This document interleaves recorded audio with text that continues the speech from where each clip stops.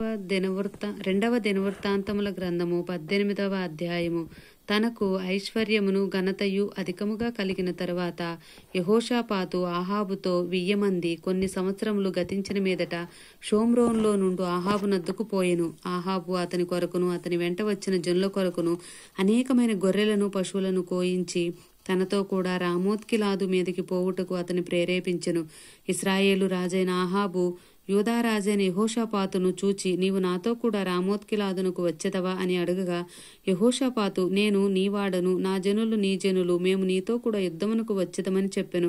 మరియు యెహోషాపాతు ఇశ్రాయేలు రాజుతో, నేడు యెహోవా యొద్ద సంగతి విచారణ చేయుదుము రెండనగా, ఇశ్రాయేలు రాజు 400 మంది ప్రవక్తలను సమకూర్చి, నేను రామోత్గిలాదు మీదకి యుద్ధమునకు పోవుదనా మానుదనా అని వారిని అడిగెను. అందుకు వారు, పొమ్ము, దేవుడు రాజు చేతికి దానిని అప్పగించునని చెప్పిరి. అయితే యెహోషాపాతు, మనము అడిగి విచారణ చేయుటకై వీరు తప్ప యెహోవా ప్రవక్తల్లో ఒక్కటైనను ఇచ్చట లేడా అని అడగగా, ఇశ్రాయేలు రాజు, యెహోవా యొద్ద విచారణ చేయుటకు ఇమ్లా కుమారుడైన మికాయా అను ఒకడు ఇచ్చట ఉన్నాడు.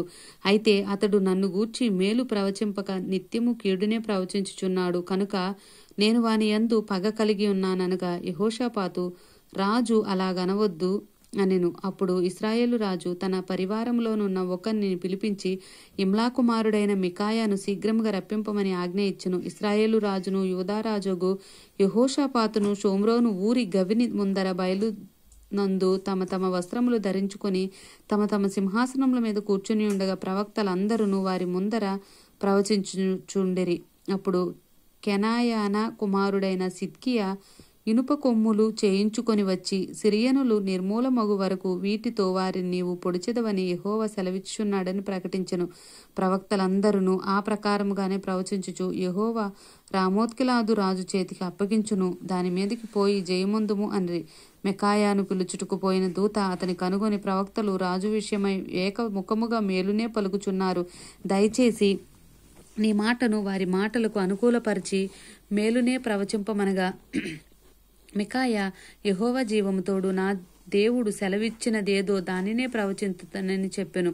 అతడు రాజునద్దకు రాగా రాజు అతని చూచి, మికాయా, యుద్ధమునకు రామోత్గిలాదునకు మేము పోవుదుమా మానుదుమా అని అడుగగా, అతడు, పోయి జయించుడి, వారు మీ చేతికి అప్పగింపబడుదురన్ను.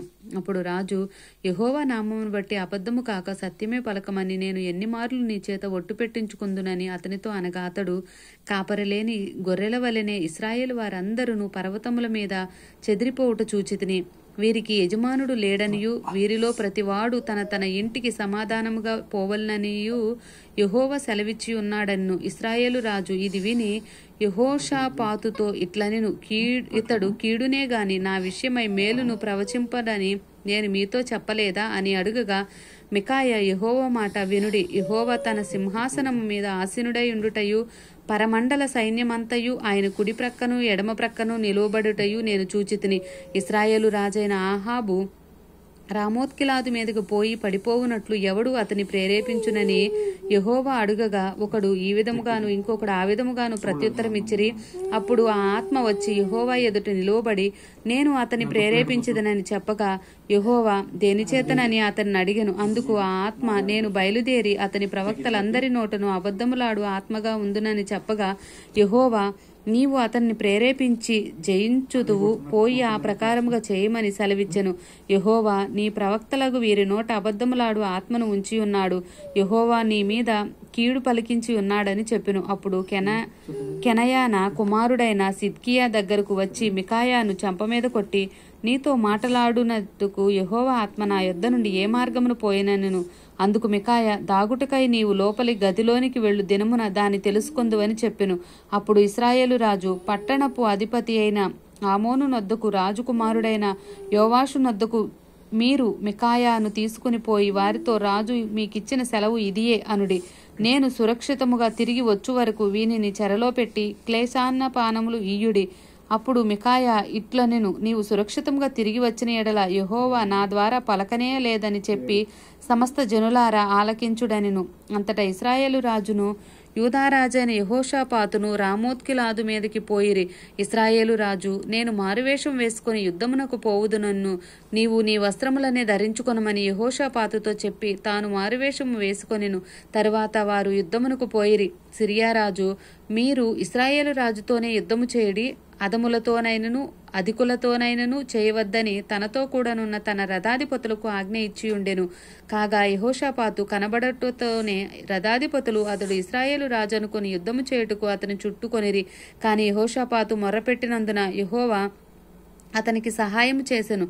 దేవుడు అతని యొద్ద నుండి వారు తొలగిపోవునట్లుగా చేసెను. ఎట్లనగా రథాధిపతులు అతడు ఇశ్రాయేలు రాజు కాడని తెలుసుకొని అతని తరుముట మాని తిరిగిపోయిరి. అప్పుడు ఒకడు గురిచూడకయే తన వింటిని ఎక్కుపెట్టి ఇశ్రాయేలు రాజును అతని కవచపు బొందుల సందున కొట్టగా అతడు, నాకు గాయము తగిలినది, నీ చెయ్యి త్రిప్పి దండులో నుండి నన్ను కొనిపొమ్మని తన రథసారథితో అనెను. ఆ దినమున యుద్ధము ప్రబలమాయెను. అయినను ఇశ్రాయేలు రాజు అస్తమయం వరకు సిరియనులకు ఎదురుగా తన రథమునందు నిలిచెను. ప్రొద్దుగుంకు వేళ అతడు చనిపోయెను. ఆమేన్.